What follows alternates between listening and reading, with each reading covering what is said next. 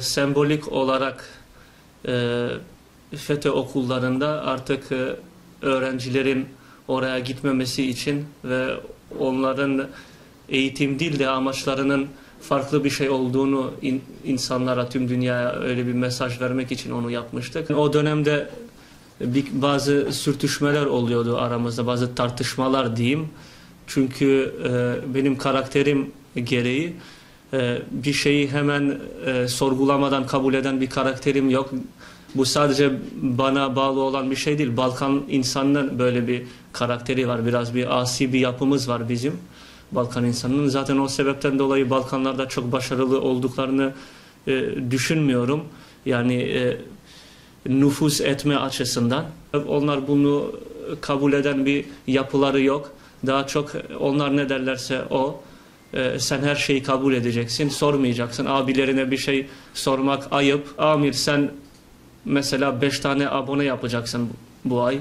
Sen 10 tane abone yapacaksın. Ahmet sen 20 tane yapacaksın. Öyle bize dayatıyordular. Yani herkes de kabul ediyordu. Bunu ben kabul etmiyordum. Çünkü mesela bize de bana da bir tane gazete alacaksam 5 tane satmaya çalışıyordular. Hani bu bize sohbetlerde anlattıkları israf gibi şeylere karşı zıt bir şeydi. Yaptıkları yani söyledikleriyle yaptıkları, pratikte uyguladıkları aynı olmuyordu.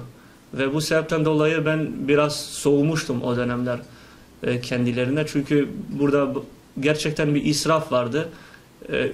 Buradaki büyük iş adamları 10 tane 20 tane Zaman Gazetesi alıyordular ve çöpe atıyordular.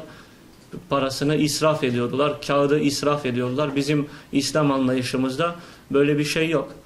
Kendileri de sohbetlerinde bunları anlatmasına rağmen pratikte uygulamıyordular. Oradaki muhasebeci gelip beni sınıftan çıkartıp ücretini ödeyene kadar okula gelmeyeceksin diye beni okuldan çıkartıyordu. Herkesin önünde, arkadaşlarımın önünde. Ben onların sohbetlerine katılan, herkesle iyi tanışan ve beni bildikleri bir kişiydim. Başarılı bir öğrenciydim. Not ortalaması yüksek bir öğrenciydim.